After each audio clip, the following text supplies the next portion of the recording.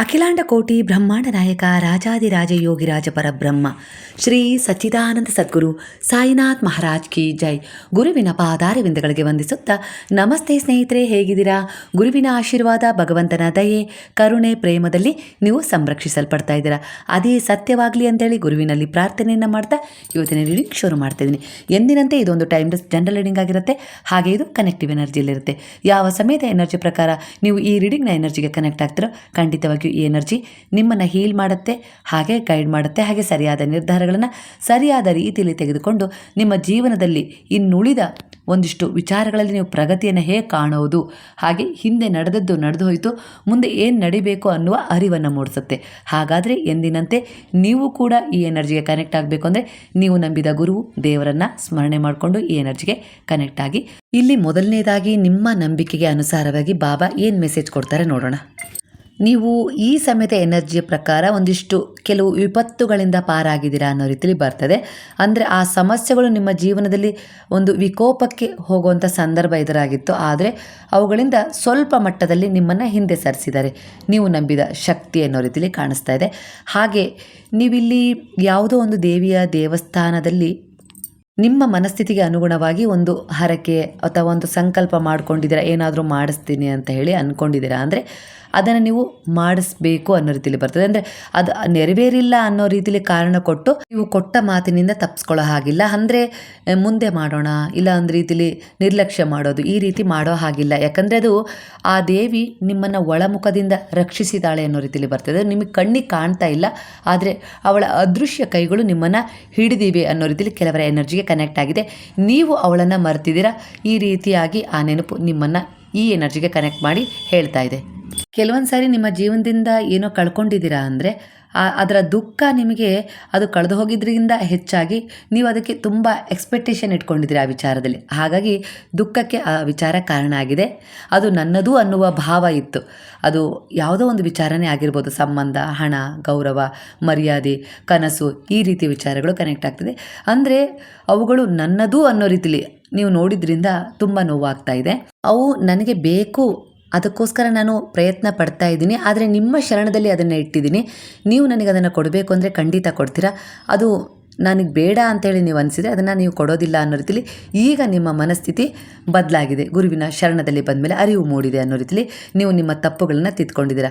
ಅಂದರೆ ಬೇರೆಯವರ ತಪ್ಪುಗಳನ್ನು ತೋರಿಸೋದಕ್ಕಿಂತ ತಿದ್ದೋದಕ್ಕಿಂತ ಮೊದಲು ನಿಮ್ಮಲ್ಲಿರುವ ತಪ್ಪುಗಳನ್ನು ತಿದ್ಕೊಳ್ಳೋ ಕಡೆ ನೀವು ಗಮನ ಹರಿಸ್ತಾ ಇದ್ದೀರಾ. ಅಂದರೆ ಖಂಡಿತ ಇಲ್ಲಿ ಗುರುವಿನ ಶಿಕ್ಷಣ ನಿಮ್ಮ ಮೇಲೆ ಕೆಲಸ ಮಾಡ್ತಾ ಇದೆ ಅನ್ನೋ ರೀತಿಲಿ ಕಾಣಿಸ್ತಾ ಇದೆ.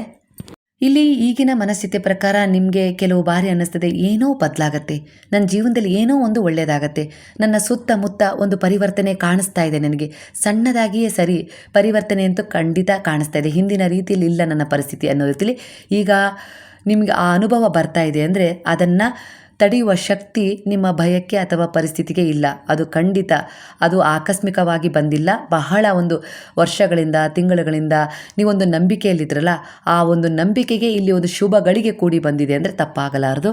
ಖಂಡಿತ ನಿಮ್ಮ ಜೀವನದಲ್ಲಿ ನೀವೇನು ಅಂದ್ಕೊಂಡಿದ್ದೀರೋ ಅದನ್ನು ಪೂರ್ತಿ ಮಾಡುವ ಸಮಯ ಬಂದಿದೆ. ಇದು ಹೇಗೆ ಅಂತೇಳಿ ನಿಮಗೆ ಅರ್ಥ ಆಗ್ತಾ ಇಲ್ಲ, ಆದರೆ ಆ ಸಮಯ ಬಂದಿದೆ ಅಂದರೆ ಅದು ಅರ್ಥ ಆಗೋ ರೀತಿಯಲ್ಲಿ ನೀವು ನಂಬಿದ ಗುರು ಭಗವಂತ ಅದನ್ನು ಮಾಡಿಸ್ಕೊಡ್ತಾರೆ ಅನ್ನೋ ರೀತಿಯಲ್ಲಿ ಬರ್ತದೆ. ಪ್ರಾರ್ಥನೆ ಹಾಗೆ ಪ್ರಾಮಾಣಿಕ ಪ್ರಯತ್ನ ನಿಮ್ದಾಗಿರ್ಬೇಕಷ್ಟೇ. ನಿಮ್ಮ ಆತ್ಮ ಮೊದಲೇ ಗುರುತಿಸಿದೆ. ಅಂದರೆ ನಿಮಗೆ ಅದು ಭೌತಿಕವಾಗಿ ಕಾಣಿಸ್ತಾ ಇರ್ಬೋದು, ಆದರೆ ನಿಮ್ಮ ಆತ್ಮಕ್ಕೆ ಅದು ಸನಿಹ ಬರ್ತಾ ಇದೆ. ಅದು ಒಂದು ಶುಭ, ಒಂದು ಸಂತೋಷದ ವಿಚಾರ ಆಗಿರ್ಬೋದು. ಒಂದು ನಿಮ್ಮಲ್ಲಿ ಒಂದು ಬದಲಾವಣೆ ತಗೊಂಡ ಮೇಲೆ ಅದು ನಿಮ್ಗೇನು ಸಿಗಬೇಕಾಗಿತ್ತಲ್ಲ, ನಿಮ್ಮ ಭಾಗ್ಯದಲ್ಲಿ ಡಿಸರ್ವ್ ಆಗಿದ್ದು, ನೀವು ಏನನ್ನು ಬಯಸ್ತಾ ಇದ್ದೀರಾ, ಯಾವುದಕ್ಕೋಸ್ಕರ ಅಫರ್ಮೇಷನ್ ಮ್ಯಾನಿಫೆಸ್ಟ್ ಮಾಡ್ತಾ ಇದ್ದೀರಲ್ಲ, ಅದನ್ನು ಹತ್ತಿರಕ್ಕೆ ಒಂದಿಷ್ಟು ನೀವು ಮ್ಯಾಗ್ನೆಟ್ ಆಗಿ ಸೆಳ್ಕೊಳ್ತಾ ಇದ್ದೀರ. ಅಂದರೆ ನಿಮ್ಮಲ್ಲಿ ಎಷ್ಟು ಒಳ್ಳೆಯದ ತುಂಬ್ತಾ ಹೋಗುತ್ತೋ ಹಾಗೆ ಒಳ್ಳೆಯದನ್ನೇ ಆಕರ್ಷಣೆ ಮಾಡ್ತಿರಲ್ಲ. ಹಾಗೆ ಯಾವುದೋ ಒಂದು ಬ್ಲಾಕೇಜಲ್ಲಿ ನಿಂತಿತ್ತಲ್ಲ, ತಡೆದು ಅಡೆತಡೆಯಾಗಿ ಆ ವಿಚಾರ ಕೈಗೂಡೋಕ್ಕೆ ಶುರುವಾಗಿದೆ. ಇದು ನಿಮ್ಮ ಆತ್ಮ ಗುರುತಿಸೋದ್ರಿಂದ ನಿಮಗೆ ಈಗ ಎಲ್ಲೋ ಒಂದು ರೀತಿಲಿ ನೆಮ್ಮದಿಯ ಅನುಭವ, ಎಲ್ಲ ಒಳ್ಳೆಯದಾಗತ್ತೆ, ಖಂಡಿತ ನಾನು ನಂಬಿದ ಗುರು ದೇವರು ನನ್ನ ಕೈ ಬಿಡೋದಿಲ್ಲ, ಒಳ್ಳೆಯದಾಗೇ ಆಗುತ್ತೆ ಅನ್ನೋ ನಿಮ್ಮ ನಿರೀಕ್ಷೆ ಗೆಲ್ಲುತ್ತೆ ಅನ್ನೋ ರೀತಿಲಿ ಕಾಣಿಸ್ತದೆ. ಹಾಗಾಗಿ ಈ ಅನುಭವ ಆಗ್ತಾ ಇದೆ ನಿಮಗೆ. ಯಾವುದೋ ಒಂದು ಅದೃಶ್ಯ ಶಕ್ತಿ ನನ್ನ ಆಯಾಸವನ್ನು ತಗೊಂಡು ನನಗೆ ಒಂದು ಧೈರ್ಯದ, ಒಂದು ಮನಸ್ಥಿತಿಯನ್ನು ಕೊಡ್ತಾ ಇದೆ ಅನ್ನೋ ರೀತಿಲಿ. ಹಾಗೆ ಒಂದು ನನ್ನ ಭಾರವನ್ನು ಇಷ್ಟು ದಿನ ಹೊತ್ಕೊಂಡು ಏನು ಸಾಕ್ತಾ ಇದ್ನಲ್ಲ ಆ ಭಾರ ತಗ್ಗಿದೆ ಅನ್ನೋ ರೀತಿಲಿ. ಅಂದರೆ ನೀವೀಗ ನಿಮ್ಮನ್ನು ಲೈಟ್ ಫೀಲ್ ಆಗಿ ತೊಗೊಂಡು ಹೋಗ್ತಾ ಇದ್ದೀರಾ. ಈ ರೀತಿ ಒಂದು ಶಾಂತಿಯ ನೆಮ್ಮದಿಯ ಅನುಭವ ನೀವು ಫೀಲ್ ಮಾಡ್ತಾ ಇದ್ದೀರಾ ಅಂದರೆ ಖಂಡಿತ ನಿಮ್ಮ ಆತ್ಮ ಸರಿಯಾದ ದಾರಿಯಲ್ಲೇ ಗುರುತಿಸಿದೆ, ನಿಮ್ಮನ್ನು ಕರ್ಕೊಂಡು ಕೂಡ ಹೋಗ್ತಾ ಇದೆ. ಅಂದರೆ ಇಲ್ಲಿ ಗುರುವಿನ ಅರಿವಿನೊಂದಿಗೆ ನೀವು ಬದಲಾಗಿದ್ದೀರಾ ಅಂದರೆ ಖಂಡಿತ ನೀವು ಬಯಸಿದ್ದನ್ನು ಅದನ್ನು ಕೊಡಿಸ್ಲಿಕ್ಕೆ ಗುರು ಎಲ್ಲ ರೀತಿಯಲ್ಲೂ ಒಂದು ಸಿದ್ಧತೆ ಮಾಡ್ತಾ ಇದ್ದಾರೆ. ಅದೃಶ್ಯವಾದ ಅವರ ಕೈಗಳಲ್ಲಿ ನಿಮ್ಮ ಒಂದು ಭವಿಷ್ಯ ಈಗ ರೂಪುಗೊಳ್ತಾ ಇದೆ, ಸುಂದರವಾಗಿ ರೂಪುಗೊಳ್ತಾ ಇದೆ ಅಂದರೆ ತಪ್ಪಾಗಲಾರದು. ಯಾಕಂದರೆ ನೀವು ಅವರಿಗೆ ಈಗ ಪೂರ್ಣವಾಗಿ ಸೆರೆಂಡರ್ ಆಗಿದ್ದೀರಾ. ಹಾಗೆ ಇಲ್ಲಿ ಕೆಲವರ ವ್ಯಕ್ತಿತ್ವ ಹೇಗಿದೆ ಅಂದರೆ ಈಗಿನ ಒಂದು ಎನರ್ಜಿ ಪ್ರಕಾರ ನೀವು ಮಾಡಿದ ಸಹಾಯವನ್ನು ಹೇಳ್ಕೊಳಕ್ಕೆ ಬಯಸೋದಿಲ್ಲ, ಸಹಾಯ ಮಾಡ್ತೀರಾ ಮನೋಭಾವ ಇದೆ. ಆದರೆ ನೀವಾಗಲಿ ನಿಮ್ಮ ಒಂದು ವ್ಯಕ್ತಿಗತ ರೂಪವಾಗಲಿ ಹೊರಗೆ ಬರಬೇಕು ಅಂತೇಳಿ ಇಚ್ಛಿಸೋದಿಲ್ಲ. ಅದು ದೇವರ ಸೇವೆ, ಅದು ನಾನೇ ಅಂಥೇಳಿ ಗೊತ್ತಾಗೋದೇನು ಬೇಡ. ಭಗವಂತ ಕೊಟ್ಟಿದ್ದು ಭಗವಂತರಿಗೆ ಕೊಟ್ಟಿದ್ದೀನಿ, ಅದರಲ್ಲಿ ಗೊತ್ತಾಗೋ ವಿಚಾರ ಏನು ಅನ್ನೋ ರೀತಿಲಿ ಮನೋಭಾವನ ಹೊಂದಿದ್ದೀರಾ. ನಿಮ್ಮ ಈ ವ್ಯಕ್ತಿತ್ವ ಎಲ್ಲೋ ಒಂದು ರೀತಿಲಿ ನಿಮ್ಮಲ್ಲಿ ಒಂದಿಷ್ಟು ನಿಗೂಢವಾದ ಗುಣಗಳಿದೆ, ನಿಗೂಢವಾದ ವ್ಯಕ್ತಿತ್ವ ಇದೆ, ಕಲೆಗಳು ಇದೆ ಅನ್ನೋ ರೀತಿಲಿ, ಜ್ಞಾನ ತುಂಬ ಇದೆ ಅನ್ನೋ ರೀತಿಲಿ ಕಾಣಿಸ್ತದೆ ಈ ವ್ಯಕ್ತಿತ್ವ. ನಿಮ್ಮ ಮೌನದಲ್ಲಿ ತುಂಬ ಶಕ್ತಿಯನ್ನು ಹೊಂದಿದ್ದೀರಾ. ನೀವು ತುಂಬ ಬಡಬಡ ಅನ್ನೋ ರೀತಿಯಲ್ಲಿ ಮಾತಾಡದೇ ಇದ್ದರೂ ಕೂಡ ನಿಮ್ಮ ಮೌನದಲ್ಲಿ ತುಂಬ ಅಗಾಧವಾದ ಶಕ್ತಿಯನ್ನು ಹೊಂದಿದ್ದೀರಾ. ಅಂದರೆ ನಿಗೂಢವಾದ ಒಂದು ವಿಸ್ಮಯ ಶಕ್ತಿ ಅಂತಾರಲ್ಲ, ಅಂಥದ್ದು ಒಂದು ಭಾಗದ ಶಕ್ತಿ ನಿಮ್ಮಲ್ಲಿದೆ ಅನ್ನೋ ರೀತಿಯಲ್ಲಿ ಕಾಣಿಸ್ತದೆ. ಹಾಗಾಗಿ ಇಂತಹ ಒಂದು ಜ್ಞಾನ ಅರಿವು ನಿಮ್ಮಲ್ಲಿ ಮೂಡಿರೋದು. ಅದ್ರ ಜೊತೆಗೆ ನಿಮ್ಮ ಭವಿಷ್ಯ ಇಲ್ಲಿ ನೀವು ರೂಪಿಸ್ಕೊಳ್ಳೋದು ಬೇಡ, ನೀವು ಮಾಡ್ತಿದ್ದೀರಲ್ವಾ. ಅಂದರೆ ಯಾರಿಗೂ ಕಾಣದ ರೀತಿಯಲ್ಲಿ ನಿಮ್ಮ ಸಹಾಯ ಏನು ಯಾರಿಗೂ ಕಾಣದ ಹಾಗೆ ಹೊರ ಹೊಮ್ಮುತ್ತಾ ಇದೆಯಲ್ಲ, ಅದು ಇಲ್ಲಿ ಬೇರೆಯವರಿಗೆ ಕಾಣದೇ ಇರ್ಬೋದು, ಆದರೆ ಭಗವಂತನಿಗೆ ಕಾಣ್ತಾ ಇದೆ ಅಲ್ವಾ. ಇಲ್ಲಿ ಯಾರೇ ಆಗಲಿ ಒಂದು ಸದುದ್ದೇಶವನ್ನು ಇಟ್ಕೊಳ್ಳಿ, ಹಾಗೆ ದುರುದ್ದೇಶವನ್ನು ಇಟ್ಕೊಳ್ಳಿ. ಜನರ ಕಣ್ಣಿಗೆ ಮಣ್ಣೆರಚ್ಬೋದು, ನಿಮ್ಮ ಕಣ್ಣಿಗೆ ಯಾರಾದರೂ ಮಣ್ಣೆರಚ್ಬೋದು, ಇಲ್ಲ ನೀವು ಯಾರಾದರೂ ಕಣ್ಣಿಗೆ ಮಣ್ಣೆರಚ್ಬೋದು. ನಾನು ಏನೋ ಪಡ್ಕೊಂಡ್ಬಿಟ್ಟೆ, ಗೆದ್ದುಬಿಟ್ಟೆ, ಮೋಸ ಮಾಡಿಬಿಟ್ಟೆ, ಯಾರೂ ನೋಡಲಿಲ್ಲ ಅನ್ನೋ ರೀತಿಲಿ ಅವರೀಗ ಅಂದ್ಕೊಂಡಿರ್ಬೋದು. ಆದರೆ ದೇವರ ಕಣ್ಣಿಗೆ ಬಟ್ಟೆ ಕಟ್ಟಿಲ್ಲ ಅಲ್ವಾ. ಖಂಡಿತ ಅವರಂತೂ ನೋಡಿದಾರಲ್ವಾ, ಸಾಕ್ಷಿ ಅವರೇ ಇದ್ದಾರಲ್ವಾ. ನೀವ್ಯಾಕೆ ಹೆದರ್ತೀರಾ, ನೀವ್ಯಾಕೆ ಭಯಪಡ್ತೀರಾ. ನೀವು ಯಾರೋ ನನ್ನನ್ನು ನೋಡಲಿಲ್ಲ ಅನ್ನೋ ರೀತಿಲಿ ನೀವು ಯೋಚಿಸೋದೇ ಬೇಡ. ಭಗವಂತನೇ ನೇರವಾಗಿ ನೋಡಿಬಿಟ್ಟಿದ್ದಾರೆ. ಗುರು ಆ ಅರಿವಿನೊಂದಿಗೆ ನಿಮ್ಮನ್ನು ತಗೊಂಡು ಹೋಗ್ತಾಯಿದ್ದಾರೆ. ಇಂಥ ಆತ್ಮಬಲವನ್ನು ನಿಮಗೆ ತುಂಬ್ತಾ ಇದ್ದಾರೆ. ಕುಗ್ಬೇಡ, ಕುಸಿಬೇಡ. ನೀನು ನಿನ್ನ ವ್ಯಕ್ತಿತ್ವವನ್ನು ತೋರಿಸ್ಕೊಳ್ಬೇಕು ಅಂತ ಇಲ್ಲ, ಆಗಲೇ ನಾನು ನಿನ್ನ ವ್ಯಕ್ತಿತ್ವವನ್ನು ಗುರುತಿಸಿದ್ದೀನಿ. ಹಾಗಾಗಿ ನಿನ್ನನ್ನು ಇನ್ನೂ ಒಂದು ಉತ್ತಮವಾದದ್ದಕ್ಕೆ, ವಿಶೇಷವಾದದ್ದಕ್ಕೆ ಅರ್ಹನಾಗಿಸ್ತಾ ಇದ್ದೀನಿ. ಇಲ್ಲೇನೋ ಕಳ್ಕೊಂಡೆ ಅಂತೇಳಿ ವ್ಯಥೆ ಪಡಬೇಡ, ನಿನಗೆ ಅದಕ್ಕಿಂತ ಒಳ್ಳೆಯದು ನಾನು ಕೊಡ್ತೀನಿ. ಯಾಕಂದರೆ ನಿನ್ನ ಆತ್ಮದ ಉದ್ದೇಶ ಏನು ಕಳ್ಕೊಂಡಿದೆಯಲ್ಲ ಅದರಲ್ಲಿ ಅಷ್ಟೇ ಇತ್ತು, ಅದು ಅಪೂರ್ಣವಾಗಿತ್ತು. ಅಂದರೆ ಒಂದಿಷ್ಟು ಕಾರ್ಮಿಕ್ ಎನರ್ಜಿಯ ಪ್ರಕಾರ ನೀವೇನು ಒಂದಿಷ್ಟು ಕಾರ್ಯಗಳನ್ನು ಮಾಡಬೇಕು ಅಂತ ಬಂದಿರ್ತಿರೋ ಉದ್ದೇಶಗಳನ್ನು, ಆ ಋಣ ತೀರಿಸಿದ ಮೇಲೆ ಅವರು ನಿಮ್ಮ ಜೀವನದಲ್ಲಿ ಇರೋದಿಲ್ಲ, ಅದು ಎಂಡ್ ಆಗಿಬಿಡುತ್ತೆ. ಹಾಗೆ ನೀವು ಮತ್ತೆ ನಿಮ್ಮ ಆತ್ಮದ ಉದ್ದೇಶ ಒಂದು ಹೊಸ ಯೋಜನೆಯನ್ನು ಹಾಕ್ಕೊಂಡು ಬಂದಿರುತ್ತೆ. ಅಂದರೆ ನಾನು ಒಬ್ಬರದ್ದು ಋಣ ತೀರಿಸಬೇಕು, ಹಾಗೆ ನಾನೊಂದು ವಿಶೇಷವಾದ ಒಂದು ಏನೋ ಒಂದು ಅರ್ಥಪೂರ್ಣವಾದ ಕೆಲಸವನ್ನು ಮಾಡಬೇಕು ಅಂಥೇಳಿ ಇಲ್ಲಿ ಬಂದಿದೆ. ಆ ಅರ್ಥಪೂರ್ಣದ ಕೆಲಸದ ಕಡೆ ಈಗ ನೀವು ಹೋಗಬೇಕು ಅಂದರೆ ಕೆಲವೊಂದು ಏನು ನೀವು ಋಣ ತೀರಿಸೋ ವಿಚಾರ ಐತಲ್ಲ ಅದು ಅಂತ್ಯಗೊಳ್ಳಬೇಕಲ್ವಾ. ಹಾಗಾಗಿ ಅದು ಅಂತ್ಯಗೊಂಡಿದೆ. ಈಗ ನೀವು ಮತ್ತೆ ಮುಂದೆ ಹೋಗ್ತಾ ಇದ್ದೀರಾ. ನಿಮ್ಮ ಕರ್ತವ್ಯಗಳನ್ನು, ಜವಾಬ್ದಾರಿಗಳನ್ನು ಮರೆತು ಹೋಗ್ತಾ ಇಲ್ಲ. ಅವುಗಳಿಗೆ ಒಂದು ಸಪೋರ್ಟಿವ್ ಆಗಿ ನಿಂತು ಅವುಗಳಿಗೂ ಕೂಡ ಬೆಂಬಲ ಕೊಡ್ತಾ, ಅವುಗಳ ಮೇಲೂ ಕೂಡ ನೀವು ನಿಮ್ಮ ಕಣ್ಣಿನ ದೃಷ್ಟಿಯನ್ನು ಇಡ್ತಾ ನಿಮ್ಮ ಕಾರ್ಯದಲ್ಲೂ ಕೂಡ ನೀವು ಮುಂದುವರಿತಾ ಇದ್ದೀರಾ. ಅಂದರೆ ನಿಮ್ಮ ಜೀವನದ 90 ಭಾಗವನ್ನು ನೀವು ಭೌತಿಕ ಒಂದು ವಿಚಾರಗಳಿಗೆ ಕನೆಕ್ಟ್ ಆಗಿ ಕೊಡ್ತಾ ಇದ್ದೀರಾ. ಅದು ತಾಯಿ, ತಂದೆ, ಗಂಡ, ಹೆಂಡತಿ, ಮಕ್ಕಳು, ಈ ಥರ ಸಂಬಂಧಗಳಿಗೆ, ಆಸೆ, ಆಕಾಂಕ್ಷೆ ಅನ್ನೋ ರೀತಿಯಲ್ಲಿ ಕೊಡ್ತಾ ಇದ್ದೀರಾ.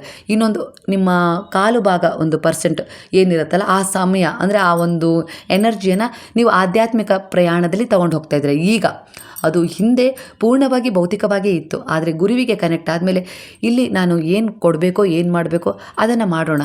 ಆದರೆ ನನಗೆ ಅಂತಲೇ ನಾನು ಏನಾದರೂ ಒಂದು ಸಾಧನೆ ಮಾಡ್ಕೊಳ್ಳೋಣ, ಅಂದರೆ ಅದು ನನಗೆ ಅನ್ನೋದಕ್ಕಿಂತ ಭಗವಂತನ ಪ್ರೀತ್ಯರ್ಥವಾಗಿ ನಾನು ಏನಾದರೂ ಮಾಡೋಣ ಅನ್ನೋ ರೀತಿಲಿ ನೀವೀಗ ಗುರುವಿಗೆ ಸಮರ್ಪಣೆಯಾಗಿದ್ದೀರ. ಆ ಗುರುವು ನಿಮ್ಮ ಜೊತೆಗಿದ್ದಾರೆ. ನೀವು ಬಾಬಾ ನಿಮ್ಮ ಜೊತೆಗೆ ಇದ್ದಿದ್ದರಿಂದನೇ ನೀವು ಸಾಕಷ್ಟು ವಿಚಾರಗಳಲ್ಲಿ ಒಂದಿಷ್ಟು ತೊಂದರೆಗಳಿಂದ ಪಾರಾಗಿದ್ದೀರಾ. ಅದಕ್ಕೆ ನೀವು ಕೃತಜ್ಞತೆಯನ್ನು ಇಂದಿಗೂ ಕೂಡ ಫೀಲ್ ಮಾಡ್ತಾಯಿದ್ದೀರಾ.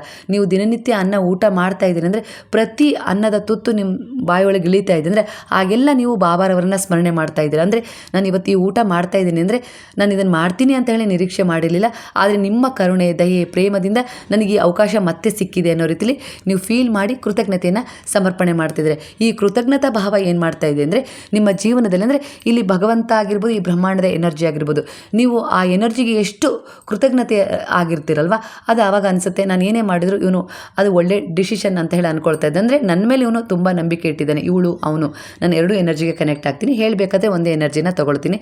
ಹಾಗಾಗಿ ನನಗೆ ಯಾಕೆ ಹೇಳ್ತಾ ಇಲ್ಲ, ನನಗೆ ಯಾಕೆ ಹೇಳ್ತಾ ಇಲ್ಲ, ಬರೀ ಹೆಣ್ಣಿನ ಬಗ್ಗೆ ಹೇಳ್ತಾರೆ, ಗಂಡಿನ ಬಗ್ಗೆ ಹೇಳ್ತಾ ಇದ್ದಾರೆ ಅಂತೇಳಿ ಅಂದ್ಕೊಳ್ಬೇಡಿ. ಎನರ್ಜಿಯನ್ನು ತೊಗೊಳ್ಳಿ ಅಷ್ಟೇ.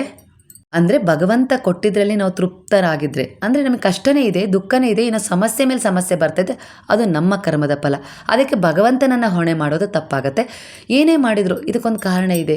ನನ್ನ ಯಾವುದೋ ಪ್ರಾರಬ್ಧ ಕರ್ಮ ಇರ್ಬೋದು, ಅದನ್ನು ತೀರಿಸ್ಕೊಳ್ಳೋಕೆ ಒಂದು ಅವಕಾಶ ಕೊಟ್ಟಿದ್ದಾರೆ, ನಾನು ಇಲ್ಲೇನೋ ಕಲಿಬೇಕು ಪಾಠ ಅನ್ನೋ ರೀತಿಯಲ್ಲಿ ನೀವು ಬದಲಾವಣೆ ಆಗ್ತಾ ಇದ್ದೀರಲ್ಲ, ಇದು ನಿಮ್ಮನ್ನು ವಿಶೇಷವಾಗಿಸ್ತದೆ. ಅಂದರೆ ಕೃತಜ್ಞತೆ ಒಂದು ಕೊಡ್ತಾ ಇದ್ದೀರಾ ಆ ಬ್ರಹ್ಮಾಂಡದ ಶಕ್ತಿಗೆ. ಹಾಗಾಗಿ ಆ ಬ್ರಹ್ಮಾಂಡದ ಶಕ್ತಿ ಇವನು ಕೃತಜ್ಞನಾಗಿದ್ದಾನೆ, ಖಂಡಿತ ಇವರಿಗೆ ನಾನು ಇನ್ನಷ್ಟು ಒಳ್ಳೆಯದನ್ನು ಮಾಡಬೇಕು ಅನ್ನೋ ರೀತಿಯಲ್ಲಿ ಎನರ್ಜಿನ ಕನೆಕ್ಟ್ ಮಾಡ್ತಾಯಿದೆ. ಹಾಗಾಗಿ ಈಗ ನೀವು ಒಂದೊಂದೇ ಮೆಟ್ಟಿಲುಗಳನ್ನು ಏರ್ತಾ ಇದ್ದೀರಾ.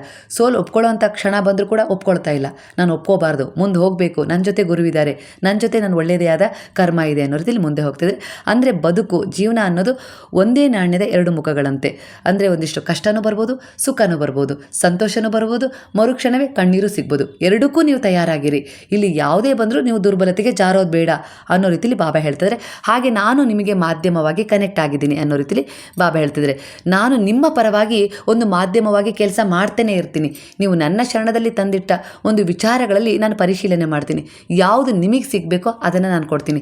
ಯಾವುದು ನಿಮಗೆ ಮುಂದೆ ಹಾನಿಯಾಗುತ್ತೋ, ಇಲ್ಲ ಅದರಿಂದ ಏನಾದರೂ ಸಮಯ ವ್ಯರ್ಥ ಆಗುತ್ತೋ ಅಂಥ ಒಂದಿಷ್ಟು ವಿಚಾರಗಳನ್ನು ನಾನು ದೂರ ಮಾಡ್ತೀನಿ. ಯಾಕಂದರೆ ನಿಮಗೆ ಕಾಣದ್ದು ನನಗೆ ಕಾಣ್ತಾ ಇದೆ.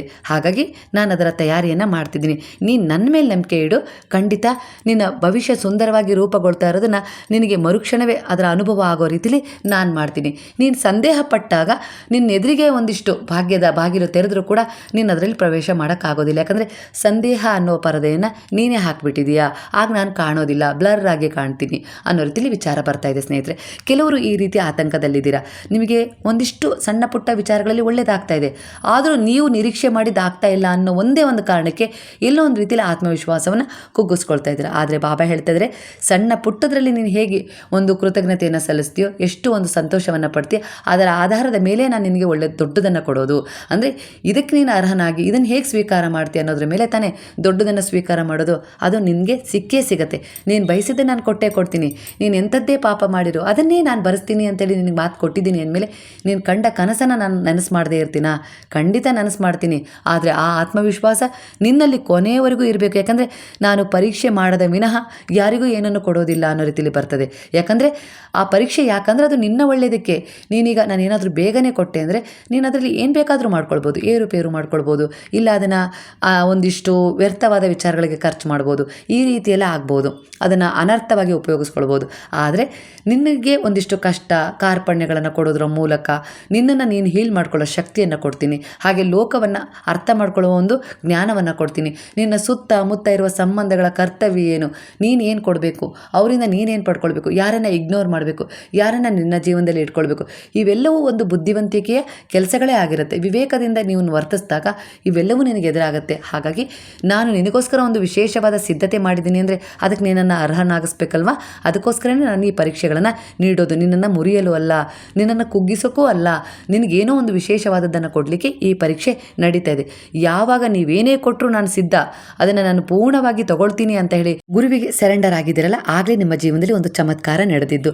ಎಂತೆಂಥ ಅನಾಹುತಗಳಿಂದ ಬಾಬಾ ನಿಮ್ಮನ್ನು ಪಾರು ಮಾಡಿದರೆ ಅದಕ್ಕೆ ನೀವೀಗ ಕೃತಜ್ಞತಾ ರೂಪವಾಗಿ ಅವರಿಗೆ ಮನಃಪೂರ್ವಕವಾದ ಒಂದು ಸೇವೆ, ಒಂದು ಪ್ರೇಮವನ್ನು ತೋರಿಸ್ತಾ ಇದ್ದೀರಾ. ಅಂದರೆ ಅವರ ಉಪದೇಶಗಳಂತೆ ನೀವು ನಡ್ಕೊಳ್ತಾ ಇದ್ದೀರಾ. ಅಂದರೆ ಇದರ ಅರಿವು ನಿಮಗೆ ಸಿಕ್ಕಿದ್ದು ಗುರುವಿನ ಶರಣದಲ್ಲಿ ಹೋದ್ಮೇಲೆ. ಹಾಗೆ ನೀವು ಜೀವನದಲ್ಲಿ ತುಂಬ ಪಾಠಗಳನ್ನು ಕಲ್ತಿದ್ದೀರಾ. ಹೊಸ ಹೊಸ ಅಧ್ಯಾಯಗಳಿಗೆ ನೀವೀಗ ಪ್ರವೇಶ ಮಾಡ್ತಾ ಇದ್ದೀರಾ. ಪ್ರತಿಯೊಂದು ಹೆಜ್ಜೆಯೂ ಕೂಡ ನಿಮ್ಮದೇ ಆದ ಒಂದು ಕರ್ಮದ ಫಲದ ಹೆಜ್ಜೆಯಾಗಿರುತ್ತೆ. ಆದರೆ ನೀವು ಆ ಹೆಜ್ಜೆಯಲ್ಲಿ ನನ್ನ ಹೆಜ್ಜೆಯನ್ನು ಬಯಸಿದರೆ ನನಗೆ ಸರೆಂಡರ್ ಆಗಿ, ಖಂಡಿತ ಆ ಹೆಜ್ಜೆಯ ಜೊತೆ ನಾನು ಆತ್ಮವಿಶ್ವಾಸದ ಹೆಜ್ಜೆಯಾಗಿ ಮುನ್ನಡಿತೀನಿ ಅನ್ನೋ ರೀತಿಲಿ ಬಾಬಾ ಹೇಳ್ತಿದ್ದಾರೆ. ಹಾಗೆ ನಿಮಗಿಷ್ಟು ಅಂದರೆ ಒಂದಿಷ್ಟು ಜನರು ತುಂಬ ತೊಂದರೆ ಕೊಡ್ತಾಯಿದ್ದಾರೆ. ಹಾಗೆ ಇಲ್ಲಿ ಕೆಲವೊಂದು ಸಾರಿ ನೀವು ನಿಮ್ಮದೇ ಆದ ರೀತಿಯಲ್ಲಿ ಒಂದಿಷ್ಟು ತಪ್ಪುಗಳನ್ನು ಮಾಡಿದ್ದೀರಾ. ಏನಾದರೂ ತೊಗೊಂಡ ತಕ್ಷಣ ತೋರಿಸೋದು, ಇಲ್ಲ ಏನಾದರೂ ಮಾಡಬೇಕು ಅಂದಾಗ ಅದನ್ನು ತುಂಬ ಜನರ ಹತ್ರ ಒಂದು ಸಂತೋಷದಿಂದ ಹೇಳ್ಕೊಳ್ತೀರಾ. ನಿಮಗೆ ಖುಷಿ ಆಗುತ್ತೆ. ಆ ಖುಷಿಯನ್ನು ನೀವು ಅವರು ಎದುರಿಗಿರೋರು ಅರ್ಹರು ಅಂತ ಹೇಳ್ಕೊಂಡಿರ್ತೀರ. ಆದರೆ ಅವರು ಎದುರಿಗೆ ಆ ರೀತಿ ಕಂಡರೂ ಕೂಡ ಅದನ್ನು ಎಲ್ಲೋ ಒಂದು ರೀತಿಯಲ್ಲಿ ದ್ವೇಷ, ಅಸೂಯೆಯ ರೂಪದಲ್ಲಿ ನೋಡ್ತಾ ಇದ್ದಾರೆ, ನಕಾರಾತ್ಮಕ ಎನರ್ಜಿಯ ರೂಪದಲ್ಲಿ ನಿಮ್ಮ ಮೇಲೆ ಒಂದು ಹಾನಿಯನ್ನು ಉಂಟು ಮಾಡ್ತಿದ್ದಾರೆ. ಹಾಗಾಗಿ ಮತ್ತೆ ಇವಾಗ ನೀವು ಏನೋ ಮಾಡ್ತಿದ್ದೀನಿ ಅಂತ ಹೇಳ್ತಾ ಇದ್ದೀರಾ, ಮುಂದೆ ಹೋಗ್ತಾ ಇದ್ದೀನಿ ಅಂತ ಹೇಳ್ತಾ ಇದ್ದೀರಾ, ಇಂಥ ಒಂದು ಕೆಲಸ ಮಾಡ್ಕೊಳ್ಬೇಕು ಅಂತ ಹೇಳಿ ಅಂದ್ಕೊಂಡು ಒಂದು ಸಿದ್ಧತೆಯನ್ನು ಮಾಡ್ಕೊಂಡಿರ್ತೀರ. ಹೊತ್ತಿಗೆ ಅದರಲ್ಲೊಂದು ಅಡೆತಡೆ ಬರುತ್ತೆ. ಇದು ಯಾಕೆ ಅಂದರೆ ಕೆಲವೊಂದು ಸರಿ ನಿಮ್ಮದೇ ಆದ ತಪ್ಪು, ನೀವು ಇದನ್ನು ಡಂಗೂರ ಸಾರ್ತಾ ಹೋಗಿರ್ತೀರ, ಹಾಗಾಗಿ ಈ ರೀತಿ ಆಗಿರುತ್ತೆ ಅನ್ನೋ ರೀತಿಯಲ್ಲಿ ಬರ್ತದೆ. ಹೇಳ್ಕೊಳ್ಳೋದೇ ತಪ್ಪ ಅನ್ನೋದಾದರೆ ಖಂಡಿತ ಹೇಳ್ಕೊಳ್ಳೋದು ತಪ್ಪಲ್ಲ. ಆದರೆ ಹೇಳ್ಕೊಳ್ಳೋದು ಯಾವಾಗ ಅಂದರೆ ನೀವು ಅದನ್ನು ಹೇಳ್ಕೊಳ್ಳೇಬೇಕು ಅಂತ ಅಲ್ಲ, ಆ ಕೆಲಸ ಪೂರ್ಣ ಆದಾಗ ನೀವು ಹೇಳ್ಕೊಳ್ಳೋದೇ ಇದ್ರೂ ಕೂಡ ಅದು ಇನ್ನೊಬ್ಬರ ಕಣ್ಣಿಗೆ ಕಾಣುತ್ತೆ ಅಲ್ವಾ.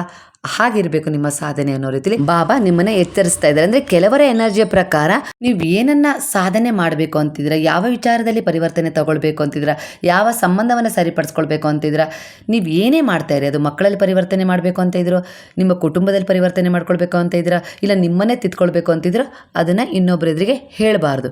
ಹೇಳಿದಾಗ ಆ ಎನರ್ಜಿ ತುಂಬ ಹರಡಿಸ್ಬಾರ್ದು. ಹರಡಿದಾಗ ಅಂದರೆ ಒಳ್ಳೆಯದನ್ನು ಹರಡಿಸಿದ್ರೆ ಒಳ್ಳೆಯದೇ ಉತ್ತಮ, ಆದರೆ ನಿಮ್ಮ ಎನರ್ಜಿಗೆ ಕನೆಕ್ಟ್ ಆಗೋರೆಲ್ಲ ಒಳ್ಳೆಯದೇ ಇರಬೇಕು. ಆ ನಂಬಿಕೆ ಇದ್ದರೆ ಅದನ್ನು ಹರಡಿಸ್ಬೋದಲ್ವಾ. ಹಾಗಾಗಿ ಇಲ್ಲಿ ಅದನ್ನು ನೀವು ಯಾರ ಹತ್ರ ಹೇಳ್ತೀರಾ, ಅವ್ರ ಮನಸ್ಥಿತಿ ಹೇಗಿದೆ ಅಂತೇಳಿ ನಿಮಗೆ ಚೆನ್ನಾಗಿ ಗೊತ್ತಿದ್ದರೆ ಹೇಳ್ಕೊಳ್ಳಿ, ತಪ್ಪಲ್ಲ. ಹಾಗಂತ ಎಲ್ಲೋ ಒಂದು ರೀತಿಯಲ್ಲಿ ಅವರು ಮನಸ್ಸಲ್ಲೇ ಅಸೂಯೆ, ಒಂದು ನಕಾರಾತ್ಮಕ ಎನರ್ಜಿಯನ್ನು ನಿಮ್ಮ ಮೇಲೆ ಪರಿಣಾಮ ಬೀರಿಸಿದ್ರು ಅಂದರೆ ಖಂಡಿತವಾಗಿಯೂ ನಿಮ್ಮ ಕೆಲಸದಲ್ಲಿ ಅಡೆತಡೆ ಉಂಟಾಗ್ತದೆ. ಈಗಲೂ ಕೂಡ ನೀವು ಅದೇ ಒಂದು ಪರಿಣಾಮವನ್ನು ಎದುರಿಸ್ತಾ ಇದ್ದೀರಾ. ಈಗ ನೀವು ಸ್ವಲ್ಪ ಬುದ್ಧಿ ಕಲ್ತಿದ್ದೀರಾ ಅಂತೇಳಿ ಇಲ್ಲಿ ಕಾಣಿಸ್ತದೆ. ಈಗ ನೀವು ಏನನ್ನೇ ಆಗಲಿ ಸಡನ್ನಾಗಿ ಯಾವ ವಿಚಾರನೂ ಹೇಳೋದಿಲ್ಲ, ಅದು ಮೌನದಲ್ಲಿ ಇಟ್ಕೊಂಡಿದ್ದೀರಾ. ಆ ಮೌನದಲ್ಲಿದ್ದಾಗ ಅದರ ಮಹತ್ವ ಜಾಸ್ತಿ ಆಗುತ್ತೆ, ಸಾಧನೆ ಆಗುತ್ತೆ, ಅದು ಸಾಧನೆಯಾಗಿ ಬದಲಾಗುತ್ತೆ. ಇದರ ಅರಿವು ಈಗಾಗಲೇ ನಿಮಗೆ ಬಂದಿದೆ. ಒಂದು ಸಮಸ್ಯೆ, ಒಂದು ದುಃಖದ ಭಾರವನ್ನು ಹೊತ್ತು ತಿರುಗ್ತಾ ಇದ್ದೀರಾ, ಅಂದರೆ ಅದು ಅಂತರ ಆಗಿರ್ಬೋದು ಒಂದಿಷ್ಟು ಸಂಬಂಧದಲ್ಲಿ, ಹಾಗೆ ಒಂದು ಕೆಲಸದ ಉದ್ದೇಶ, ತುಂಬ ಪ್ರಯತ್ನ ಪಡ್ತಾ ಇದ್ದೀರಾ, ಆದರೆ ಕೆಲಸ ಆಗ್ತಾ ಇಲ್ಲ, ಅದರಿಂದ ತುಂಬ ಸಮಸ್ಯೆ ಆಗ್ತಾ ಇದೆ. ಆ ಹಣಕಾಸಿನ ವಿಚಾರದಲ್ಲಿ ಇಲ್ಲ ಯಾರ ಹತ್ರನೂ ಅನ್ಸ್ಕೊಳ್ಳೋದು, ಈ ರೀತಿ ಇದು ವಾಸ್ತವನೇ ನಿಮಗೆ. ಅಂದರೆ ನಾನು ಏನು ಮಾಡಿದ್ರೂ ಇದರಿಂದ ಹೊರಗೆ ಬರೋಕ್ಕಾಗ್ತಾ ಇಲ್ಲ, ಇಷ್ಟೇನಾ ಹಾಗಾದರೆ ನನ್ನ ಬದುಕು, ನಾನು ಮುಂದೆ ಹೋಗೋಕ್ಕಾಗೋದೇ ಇಲ್ಲ, ನನಗೆ ಯಾರು ಭರವಸೆ ನೀಡೋರು ಅನ್ನೋ ರೀತಿಯಲ್ಲಿ ಒಂದು ಹಂತದಲ್ಲಿ ನಿಂತು ಬಿಟ್ಟಿದ್ದೀರಾ. ಮಧ್ಯ ಸುತ್ತು 4 ದಾರಿಗಳು ಸುತ್ತುವರಿದಿದ್ದಾವೆ ಅನ್ನೋ ರೀತಿಯಲ್ಲಿ ಕಾಣಿಸ್ತಿದೆ. ಯಾವ ದಾರಿಯನ್ನು ಆಯ್ಕೆ ಮಾಡ್ಕೊಳ್ಬೇಕು ಅಂತ ನಿಮಗೆ ಗೊತ್ತಾಗ್ತಿಲ್ಲ. ಅದೇ ದಾರಿ ಮಧ್ಯದಲ್ಲಿ ಕುಳಿತು, ಅಂದರೆ ಈಗ ನಿಮ್ಮ ಮನದಲ್ಲಿರುವ ಒಂದು ಆ ಗೊಂದಲಗಳು, 4 ಗೊಂದಲಗಳ ಮಧ್ಯದಲ್ಲಿ ನೀವು ಬಾಬಾರವರನ್ನ ಸ್ಮರಣೆ ಮಾಡಿಕೊಂಡು ಧ್ಯಾನ ಮಾಡಿ, ನನಗೊಂದು ದಾರಿ ತೋರಿಸಿ, ಯಾವ ದಾರಿಯಲ್ಲಿ ನಾನು ಹೋಗಬೇಕು ಅಂತ ಗೊತ್ತಾಗ್ತಿಲ್ಲ, ನಿಮಗೊಂದು ದಾರಿ ಸ್ಪಷ್ಟವಾಗಿ ಕಾಣಿಸ್ತಾ ಇದೆ ತಂದೆ, ನಾನು ನಿಮ್ಮಲ್ಲಿ ಶರಣಾಗಿದ್ದೀನಿ, ಹಾಗಾಗಿ ನನಗೆ ಸರಿಯಾದ ದಾರಿಯನ್ನು ತೋರಿಸಿ ಅನ್ನೋ ರೀತಿಯಲ್ಲಿ ನೀವು ಒಂದೇ ಒಂದು ದೃಢ ವಿಶ್ವಾಸದ ಯಾಚನೆ ಮಾಡಿದರೆ ಖಂಡಿತ ಬಾಬಾ ನಿಮ್ಮನ್ನು ಗುರಿ ಮುಟ್ಟಿಸ್ತಾರೆ, ದಾರಿ ತೋರಿಸ್ತಾರೆ. ಆ ದಾರಿಯಲ್ಲಿರುವ ಒಂದಿಷ್ಟು ಏರಿಳಿತಗಳನ್ನು, ಒಂದಿಷ್ಟು ಕಸ ಕಡ್ಡಿಗಳನ್ನು, ಅಂದರೆ ಯಾರೆಲ್ಲ ಆ ಒಂದು ದಾರಿಯಲ್ಲಿ ನಿಮಗೆ ಅಡೆತಡೆ ಮಾಡ್ತಾರೋ, ಇಲ್ಲ ಏನೇ ಒಂದು ಕೆಟ್ಟ ಪರಿಣಾಮವನ್ನು ಬೀರಬೇಕು ಅಂತ ಒಂದು ಸಂಚು ಮಾಡಿದಾರೋ, ಒಳ ಸಂಚು, ಅವೆಲ್ಲವನ್ನು ಸರಿಸ್ತಾರೆ. ಯಾಕಂದರೆ ಆ ಗುರುವಿನ ಬೆಳಕಿನ ಶಕ್ತಿಯ ಮುಂದೆ ಯಾವ ಶಕ್ತಿಯೂ ನಿಲ್ಲೋದಿಲ್ಲ. ಇದು ನಿಮಗೆ ಒಳ್ಳೆಯ ಒಂದು ರೀತಿಯ ಪಾಸಿಟಿವ್ ಎನರ್ಜಿಯನ್ನು ಕೊಡ್ತಾ ಇದೆ. ನೀವು ಅಂದುಕೊಂಡದ್ದು ನಿಮ್ಮ ಜೀವನದಲ್ಲಿ ಆದಷ್ಟು ಬೇಗನೆ ನಡೆಯುತ್ತೆ ಅನ್ನೋ ರೀತಿಯಲ್ಲಿ ಒಂದು ಸೂಚನೆ ಯಾವ ರೀತಿ ಸಿಗ್ತಾ ಇದೆ ಅಂದರೆ ಗುರುವಿನ ಆಶೀರ್ವಾದ ಬಲ ಹೆಚ್ಚಾಗಿದೆ. ಹಾಗೆ ನಕ್ಷತ್ರಗಳ ಎನರ್ಜಿ ನಿಮಗೆ ಕನೆಕ್ಟ್ ಆಗ್ತಾ ಇರೋದ್ರಿಂದ ನಿಮ್ಮ ಒಂದು ಮನಸ್ಸು, ನಿಮ್ಮ ದೇಹ, ಹಾಗೆ ನಿಮ್ಮ ಒಂದು ಕುಟುಂಬ ನಕ್ಷತ್ರದ ಬೆಳಕಿನ ರೀತಿಯಲ್ಲಿ ಸಣ್ಣದಾಗಿ ಒಂದು ಭರವಸೆಯ ಮಿನುಗನ್ನು, ಅಂದರೆ ಬೆಳಕನ್ನು ಅನುಭವಿಸ್ತಾ ಇದೆ. ಒಂದಿಷ್ಟು ಸಮಯ ಒಂಟಿತನ, ಒಂದಿಷ್ಟು ನೋವು, ಹಿಂಸೆ ಎಲ್ಲವನ್ನು ಅನುಭವಿಸ್ತಾ ಇದ್ದೀರಾ, ಈಗಲೂ ಅನುಭವಿಸಿ ಅಳ್ತಾ ಇದ್ದೀರಾ. ಆದರೂ ಕೂಡ ನೀವು ನಾನು ನನ್ನ ಗುರುವಿನ ಪಾದಗಳನ್ನು ಬಿಡೋದಿಲ್ಲ, ಅದೇನೇ ಆಗಿರಲಿ ನನ್ನ ಕರ್ಮವನ್ನು ಕಳ್ಕೊಳ್ತಾ ಇದ್ದೀನಿ, ಅದಕ್ಕೆ ಗುರು ಸಾಥ್ ಕೊಡ್ತಾ ಇದ್ದಾರೆ, ಕಳ್ಕೊಂಡೇ ಬಿಡೋಣ ಅನ್ನೋ ರೀತಿಲಿ ನಿರ್ಧಾರ ಮಾಡಿದ್ದೀರಾ. ಕಾರಣ ಇಲ್ಲದೆ ಏನೂ ನಡೆಯೋದಿಲ್ಲ. ಇವತ್ತು ನಮ್ಮ ಕೈಕಾಲು ಆಡ್ತಾ ಇದ್ದಾವೆ ಅಂದರೆ ಖಂಡಿತ ಅದು ಕಾರಣವಿದ್ದೇ ಅಲ್ಲಾಡ್ತಾ ಇದ್ದಾವೆ. ಅಂದರೆ ನಾವು ಇವತ್ತು ರಾತ್ರಿ ಮಲಗ್ತೀವಿ ಕಣ್ಣು ಮುಚ್ಚಿದರೆ, ಬೆಳಗ್ಗೆ ನಾವು ಹೇಳ್ತೀವಿ ಅನ್ನೋದು ನಮಗೆ ನಂಬಿಕೆ ಇರೋದಿಲ್ಲ. ಒಂದು ನಂಬಿಕೆಯಲ್ಲೇ ನಾವು ಮಲಗ್ತೀವಲ್ವ, ನಾಳೆ ಬೆಳಗ್ಗೆ ಅದೆಲ್ಲ ಮಾಡಬೇಕು, ಹೀಗಿರುತ್ತೆ ವ್ಯವಸ್ಥೆ, ಅದು ಇದು, ಆ ಒಂದು ನಂಬಿಕೆ ನಿಮ್ಮನ್ನು ಎಬ್ಬಿಸುತ್ತೆ ಅಂದಮೇಲೆ ಇಲ್ಲಿ ಬಾಬಾನೂ ಅದನ್ನೇ ಹೇಳ್ತಾ ಇರೋದು. ಖಂಡಿತ ಆ ನಂಬಿಕೆಯೇ ನಾನಾಗಿ ನಿನ್ನ ಜೀವನದಲ್ಲಿ ಪ್ರವೇಶ ಮಾಡಿದ್ದೀನಿ. ಎಂಥದ್ದೇ ಒಂದು ಅತಂತ್ರ ನಿನ್ನ ಸ್ಥಿತಿಯಾಗಿದ್ದರೂ ಅದನ್ನು ನಾನು ನನ್ನದೇ ಆದ ತಂತ್ರದ ಮೂಲಕ ಸರಿಪಡಿಸ್ಕೊಡ್ತೀನಿ, ನನ್ನ ಮೇಲೆ ನಂಬಿಕೆ ಇಡು ಅನ್ನೋ ರೀತಿಯಲ್ಲಿ ಗುರುವಿನ ಪ್ರವೇಶ ನಿಮ್ಮ ಜೀವನದಲ್ಲಿ ಆಗಿದೆ. ಹಾಗಾಗಿ ಇತ್ತೀಚಿನ ದಿನಗಳಲ್ಲಿ ನಿಮಗೆ ಮೌನದ ಒಂದು ಸಾಧನೆ ಇಷ್ಟ ಆಗ್ತಾ ಇದೆ. ಅಂದರೆ ತುಂಬ ಹೆಚ್ಚು ಮೌನಕ್ಕೆ ನೀವು ಒಳಗಾಗ್ತಾ ಇದ್ರೆ, ಈ ನಿಮ್ಮ ಮೌನ ಇದೆಯಲ್ಲ ಅದು ಕೆಲವರನ್ನು ಅಲುಗಾಡಿಸಿದೆ. ಅಂದರೆ ಅವರಿಗೆ ಯಾಕಿಷ್ಟು ಮೌನ ವಹಿಸಿದ್ದಾರೆ, ಇದ್ದಕ್ಕಿದ್ದ ಹಾಗೆ ಯಾಕಿಷ್ಟು ಪರಿವರ್ತನೆ, ಅವ್ರ ಮನಸ್ಸಲ್ಲಿ ನಿಮಗೆ ಹೇಳ್ಕೊಳ್ತಾ ಇಲ್ಲ, ಆದರೆ ಈ ರೀತಿ ವಿಚಾರಗಳು ಮನೆ ಮಾಡಿದಾವೆ ಈಗಾಗಲೇ. ಅಂದರೆ ಎಷ್ಟೊಂದು ಬದಲಾವಣೆ, ಅಂದರೆ ಆವಾಗ ಎಲ್ಲದಕ್ಕೂ ಅಳ್ತಿದ್ರು, ಇಲ್ಲ ಅಂದರೆ ಏನೋ ಒಂದು ರೀತಿಯಲ್ಲಿ ಜಗಳ ಆಗ್ತಾ ಇತ್ತು, ಇಲ್ಲ ಅಂದರೆ ಹಠ ಆಗ್ತಾ ಇತ್ತು, ಬರ್ತಾ ಇತ್ತು ವಿಚಾರಗಳು.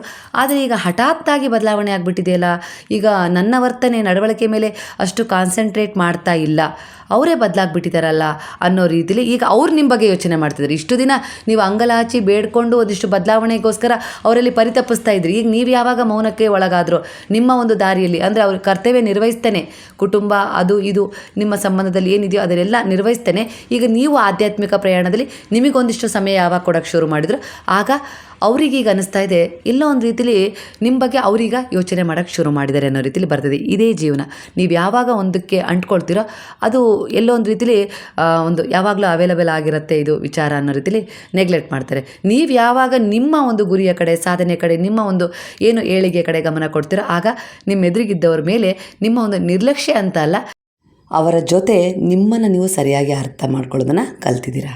ಇವತ್ತಿನ ದಿನದ ಎನರ್ಜಿ ಗುರುಪೂರ್ಣಿಮೆಯ ಪವಿತ್ರ ದಿನದ ಎನರ್ಜಿಗೆ ಕನೆಕ್ಟ್ ಆಗಿರೋದ್ರಿಂದ ನೀವು ಹೊತ್ತಿರೋ ನೋವು, ದುಃಖ, ಚಿಂತೆ, ಸಂಕಷ್ಟ ಮತ್ತು ಕಣ್ಣೀರು ಇಲ್ಲಿ ಬಾಬಾರವರಿಗೆ ತಿಳಿದು ಅವರು ಅದರಲ್ಲಿ ಪರಿವರ್ತನೆಯನ್ನು ತರ್ತಾ ಇದ್ದಾರೆ. ಅಂದರೆ ಬಾಬಾ ಇಲ್ಲಿ ನಿಮಗೆ ಹೇಳ್ತಾ ಇರೋದು ನೀವು ಒಬ್ಬರೇ ಅಲ್ಲ, ನಿಮ್ಮ ಪ್ರತಿಯೊಂದು ಪ್ರಾರ್ಥನೆಯು ನನ್ನನ್ನು ತಲುಪಿದೆ. ನಿಮ್ಮ ಜೀವನದಲ್ಲಿ ಅದು ಎಷ್ಟೇ ಕತ್ತಲೆ ಇದ್ದರೂ ಈಗ ಬೆಳಕಿನ ಸಮಯ ಆರಂಭವಾಗ್ತದೆ. ಬಹಳ ದಿನಗಳಿಂದ ನಿಂತಿರುವ ಕೆಲಸಗಳು ನಿಧಾನವಾಗಿ ಮುಂದೆ ಸಾಗ್ತವೆ. ಅದರ ಒಂದು ಪೂರ್ಣ ಜವಾಬ್ದಾರಿಯನ್ನು ನಾನು ತಗೊಂಡಿದ್ದೀನಿ ಅನ್ನೋ ರೀತಿಲಿ ಭರವಸೆಯನ್ನು ಕೊಡ್ತಾಯಿದ್ದಾರೆ. ನಿಮ್ಮ ಮನಸ್ಸಿಗೆ ಶಾಂತಿ ಸಿಗುತ್ತೆ, ನಿಮ್ಮ ಹೃದಯದಲ್ಲಿರುವ ಭಯ ದೂರವಾಗುತ್ತೆ ಅನ್ನೋ ರೀತಿಲಿ ಇಲ್ಲಿ ಬಾಬಾ ನಿಮಗೆ ಭರವಸೆಯನ್ನು ಕೊಡ್ತಾಯಿದ್ದಾರೆ. ನಿಮ್ಮ ಆರೋಗ್ಯಕ್ಕಾಗಿ ನಾನು ಆಶೀರ್ವದಿಸುತ್ತಿದ್ದೇನೆ ಅನ್ನೋ ರೀತಿಲಿ ನಿಮಗೆ ನಿಮ್ಮ ದೇಹಕ್ಕೆ ಶಕ್ತಿ, ಮನಸ್ಸಿಗೆ ಧೈರ್ಯ ಮತ್ತು ಆತ್ಮಕ್ಕೆ ನೆಮ್ಮದಿ ನನ್ನಿಂದ ನಿಮಗೆ ಸದಾ ಕಾಲ ಸಿಗುತ್ತೆ.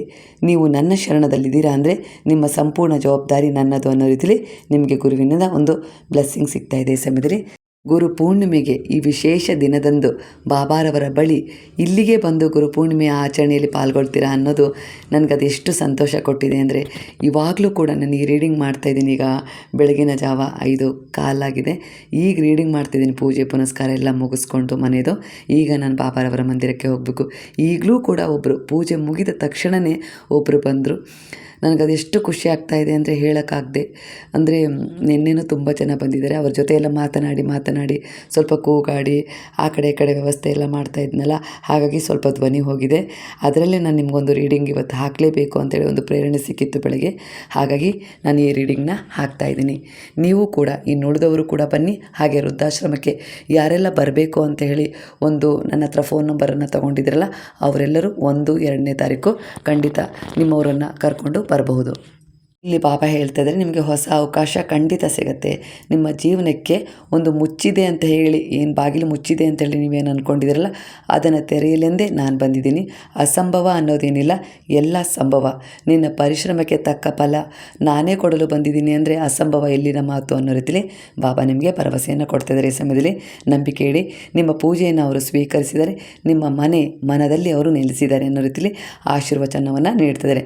ನನ್ನ ಉಪದೇಶಗಳಲ್ಲಿ ನಂಬಿಕೆ ಇಟ್ಟು ನನ್ನಲ್ಲಿ ಶರಣಾಗಿರುವ ನನ್ನ ಭಕ್ತರನ್ನು ನಾನು ಎಂದಿಗೂ ಕಾಪಾಡದೆ ಇರೋಕ್ಕೆ ಸಾಧ್ಯನೇ ಇಲ್ಲ. ನನ್ನ ಉದಿ ನಿಮ್ಮ ದೈಹಿಕ ಮಾನಸಿಕ ರೋಗಗಳನ್ನು ದೂರ ಮಾಡುತ್ತೆ. ನನ್ನಲ್ಲಿ ನಂಬಿಕೆ ಇಟ್ಟಿದ್ದೀರಾ ಅಂದರೆ ಖಂಡಿತವಾಗಿಯೂ ನಾನು ದುನಿಯ ಮುಂದೆ ಕುಳಿತು ನಿಮ್ಮ ಪ್ರಾರಬ್ಧ ಕರ್ಮವನ್ನು ಸುಡ್ತಾ ಇದ್ದೀನಿ. ಹಾಗೆ ಅದೇ ಒಂದು ದುನಿಯಲ್ಲಿ ಬರುವ ಒಂದು ವಿಭೂತಿಯನ್ನು, ಉದಿಯನ್ನು ನಿಮ್ಮ ಒಂದಿಷ್ಟು ಜೀವನದ ಅನೇಕ ರೀತಿಯ ಘಟ್ಟಗಳನ್ನು ದಾಟಲು, ಹಾಗೆ ಅನೇಕ ರೀತಿಯ ಇಚ್ಛೆಗಳನ್ನು ಪೂರ್ಣಗೊಳಿಸ್ಕೊಳ್ಳೋ, ಅನಾರೋಗ್ಯದ ಸಮಸ್ಯೆಗಳನ್ನು ನಿವಾರಣೆ ಮಾಡಿಕೊಳ್ಳಲು ಕೊಡ್ತಾ ಇದ್ದೀನಿ ಅನ್ನೋ ರೀತಿಲಿ ಬಾಬಾ ಹೇಳ್ತಿದ್ದಾರೆ. ನನ್ನ ಧ್ವನಿಯಲ್ಲಿ ತುಂಬ ವ್ಯತ್ಯಾಸ ಆಗಿದೆ ಅಂತೇಳಿ ನನಗೆ ಗೊತ್ತು. ನಿಮಗೇನಾದರೂ ತೊಂದರೆ ಆಗಿದ್ದರೆ ಕ್ಷಮಿಸ್ಬಿಡಿ. ಹಾಗೆ ಎಲ್ಲರೂ ಬನ್ನಿ, ನಮ್ಮ ವೃದ್ಧಾಶ್ರಮಕ್ಕೆ ಭೇಟಿ ಕೊಡಿ ಅಂತೇಳಿ ಪ್ರಾರ್ಥನೆ ಮಾಡ್ಕೊಳ್ತಾ ಇದ್ದೀನಿ. ಹಾಗೆ ಯಾರೆಲ್ಲ ನೀವು ಒಂದು ವೃದ್ಧಾಶ್ರಮಕ್ಕೆ ಬರಬೇಕು ಅಂತೇಳಿ ಅಂದ್ಕೊಂಡು ನನ್ನಲ್ಲಿ ಫೋನ್ ನಂಬರೆಲ್ಲ ಕೊಟ್ಟು ಹೆಸರನ್ನು ಬರೆಸಿದ್ದೀರಲ್ಲ, ಖಂಡಿತ 2ನೇ ತಾರೀಕು ಬನ್ನಿ. ಒಂದು ಸಾರಿ ಫೋನ್ ಮಾಡ್ಕೊಳ್ಳಿ. 1, 2ಕ್ಕೆ ಬನ್ನಿ. ಒಂದು ವಿಷಯವನ್ನು ಮಾತ್ರ ಇಲ್ಲಿ ನೆನ್ಪಿಟ್ಕೊ ಅನ್ನೋ ರೀತಿಲಿ ಮತ್ತೊಂದು ಎನರ್ಜಿ ಕನೆಕ್ಟ್ ಆಗ್ತಿದೆ ಬಾಬಾರವರಿಂದ. ನಂಬಿಕೆಯನ್ನು ಕಳೆದುಕೊಳ್ಬೇಡ. ಪ್ರತಿಯೊಂದು ವಿಳಂಬದ ಹಿಂದೆ ಒಂದು ದೊಡ್ಡ ಕಾರಣ ಇದ್ದೇ ಇರುತ್ತೆ. ಪ್ರತಿಯೊಂದು ಪರೀಕ್ಷೆಯ ಹಿಂದೆ ಒಂದು ದೊಡ್ಡ ಆಶೀರ್ವಾದ ಅಡಗಿರುತ್ತೆ. ಹಾಗಾಗಿ ಇಲ್ಲಿ ಗುರುಪೂರ್ಣಿಮೆಯ ಪವಿತ್ರ ಶಕ್ತಿಯೊಂದಿಗೆ ನಾನು ನಿನ್ನ ಜೀವನಕ್ಕೆ ನನ್ನ ಆಶೀರ್ವಾದವನ್ನು ನೀಡ್ತಿದ್ದೀನಿ ಅನ್ನೋ ರೀತಿಯಲ್ಲಿ ಬಾಬಾ ಹೇಳ್ತಿದ್ದಾರೆ.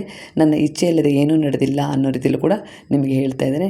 ನಿಮ್ಮ ಕಣ್ಣೀರನ್ನು ಧೈರ್ಯವಾಗಿ, ನಿಮ್ಮ ದುಃಖವನ್ನು ಸಂತೋಷವಾಗಿ, ನಿಮ್ಮ ಸಂಕಷ್ಟವನ್ನು ಯಶಸ್ಸಾಗಿ, ನಿಮ್ಮ ಭಯವನ್ನು ವಿಶ್ವಾಸವಾಗಿ ಮತ್ತು ನಿಮ್ಮ ಕನಸುಗಳನ್ನು ನಿಜವಾದ ದಾರಿಯಾಗಿ ಪರಿವರ್ತಿಸುವ ದಿವ್ಯ ಅನುಗ್ರಹ ನಾನು ನಿಮಗೆ ನೀಡ್ತಾ ಇದ್ದೀನಿ ಈ ದಿನ ಅನ್ನೋ ರೀತಿಲಿ ಬಾಬಾ ಹೇಳ್ತಿದ್ದಾರೆ.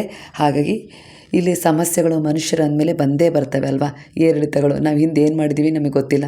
ಅದಕ್ಕನುಗುಣವಾಗಿ ಇಲ್ಲಿ ನಾನಾ ರೀತಿಯ ಒಂದಿಷ್ಟು ವಿಚಿತ್ರ ಘಟನೆಗಳು ನಮ್ಮ ಜೀವನದಲ್ಲಿ ನಡೀತವೆ. ಒಬ್ರಿಗೆ ಒಂದು ಸಮಸ್ಯೆ ಆದರೆ ಇನ್ನೊಬ್ರಿಗೆ ಇನ್ನೊಂದು ಸಮಸ್ಯೆ ಇದ್ದೇ ಇರುತ್ತೆ ಜೀವನ ಅಂದಮೇಲೆ.